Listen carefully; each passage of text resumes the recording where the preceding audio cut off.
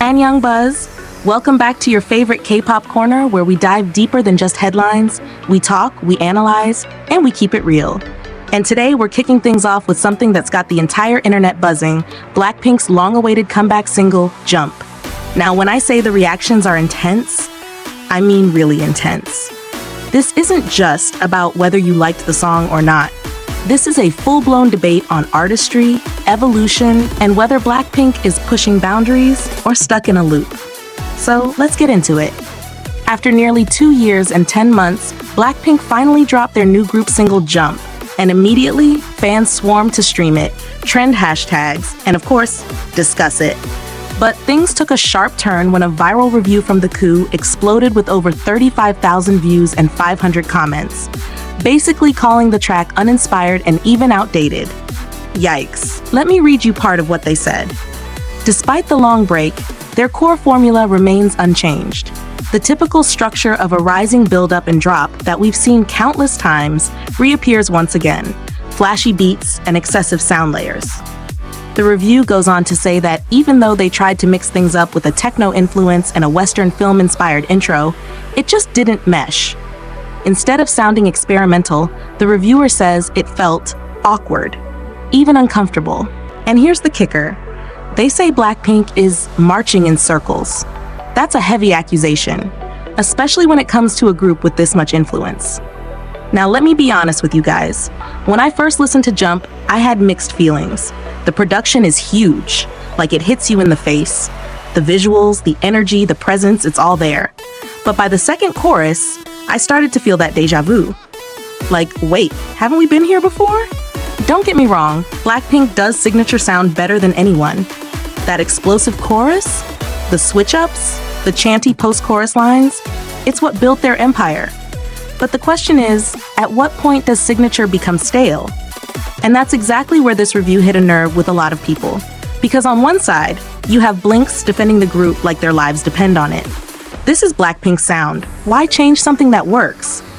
It's iconic. You don't mess with success. Totally fair. But then, on the other side, there are fans, and I mean actual fans, who are saying, we waited nearly 3 years for this? They're not angry, they're just disappointed. Because the solo work from Jennie, Lisa, Rose, and Jisoo has shown so much individual growth. Jennie brought that fierce, independent woman energy. Lisa gave us visuals and rap that stunned the global stage. Rose's solo was emotional, raw, and elegant. And Jisoo's was a total surprise in the best way. So naturally, people expected that same evolution to translate into the group comeback. But Jump doesn't feel like a next chapter. It feels like a rerun. But here's the thing I want to ask you guys. Should BLACKPINK even have to evolve their sound? Or is it okay to stick with what works, especially when they're still charting and selling out stadiums? Like the review says, as long as the song charts, the quality often becomes secondary. That's a bold statement, but it opens up an interesting conversation about how K-pop defines success. Is it views, streams, or is it artistic growth? And maybe, just maybe, this is part of a larger conversation about how K-pop treats girl groups differently. Think about it. Boy groups are often given full-length albums, experimental tracks, entire concept storylines.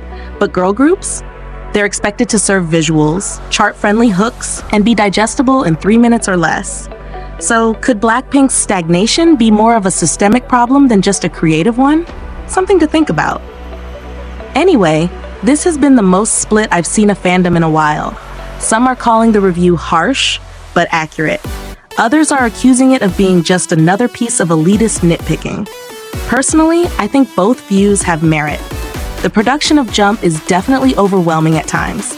But at the same time, there's no denying BLACKPINK still brings charisma and energy no one else can match. What do you think? Did you love Jump? Did it meet your expectations? Or are you someone who feels like it's time for BLACKPINK to reinvent themselves musically?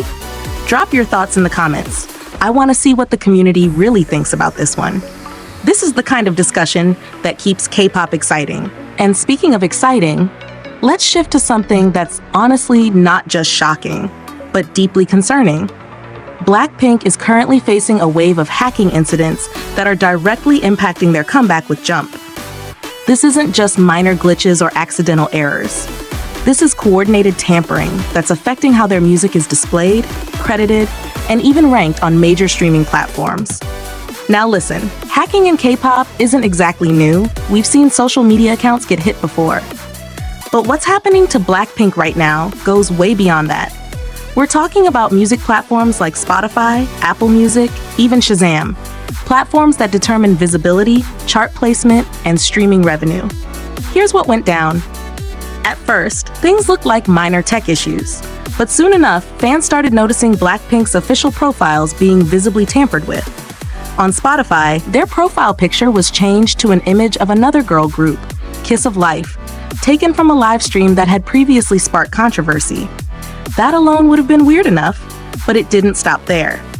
A caption was added, referencing BLACKPINK's own past controversies, like the use of the N-word in pre-debut song covers. So this wasn't just random, it felt deliberate and targeted. Then it escalated. The album preview video for Shut Down was replaced with a completely inappropriate animated clip. Let me say that again. BLACKPINK's official content on a major platform was replaced with something that had no place being there. And then came the biggest blow. Just when Jump was holding #1 on Spotify Korea, the credits were edited. Suddenly, instead of BLACKPINK, the track was credited to artists named Blocky and Nerium. No one knows who they are, and fans were understandably outraged. The result? The track was kicked off major playlists, it lost its autoplay priority, and most painfully, BLACKPINK lost over 1 million streams. That's not just embarrassing, that's sabotage. Let's be clear, this isn't just a loss in numbers. In the streaming era, playlists and autoplay aren't just perks, they're critical for charting. They drive discovery, they retain momentum, and they impact revenue. Without them, even the biggest artists can watch their comeback fizzle out fast. It gets worse. Over on Apple Music, BLACKPINK's music was also tampered with. Some tracks were renamed under the strange credit, the BLACKPINK, and the audio began playing in fast forward. Again, deliberate. Again, no official fix for hours. One of their songs even dropped completely off the daily chart because of it. Even Shazam wasn't safe. Fans started getting totally unfamiliar names listed when they tried to identify BLACKPINK songs. It was like their entire digital identity was being overwritten. And this raises a serious question. How are global platforms not protecting one of the biggest girl groups in the world from this kind of tampering? I mean, if this can happen to BLACKPINK, who else is vulnerable? Is this a case of lax security? Or are we looking at a targeted attack meant to discredit and disrupt? Some fans believe this may be a result of malicious intent from anti-fans or sasaengs with access. Others think it's a coordinated digital smear campaign tied to BLACKPINK's past controversies. Whatever it is, it's not okay. And it's time platforms step up and protect artists better. Now, here's what I want to ask you. Do you think this will push companies to take music platform security more seriously? Or will this blow over like many past controversies? And should YG Entertainment address this more aggressively, maybe even legally? Also, how do you feel about the fact that BLACKPINK's comeback, one that fans waited nearly 3 years for, is being overshadowed not just by mixed reviews, but now by digital sabotage? Let's talk about it in the comments. Should streaming platforms be held accountable when these things happen? And what protections should be in place for global acts like BLACKPINK, BTS, or even rising groups like New Jeans or ILIT? I want to know what you think. All right, buzzers, we've covered a lot today, from BLACKPINK's comeback single Jump and the wave of criticism it stirred, to this honestly disturbing hacking situation that's threatening the integrity of their digital presence. Whether you love the new track or feel like it missed the mark, whether you're a Blink or just a curious K-pop fan, one thing's for sure, this comeback is sparking major conversation, and not always for the reasons we hoped. Thanks for watching and tuning in to another episode of Anyang Buzz. Don't forget to like, subscribe, and hit that notification bell so you won't miss our next deep dive.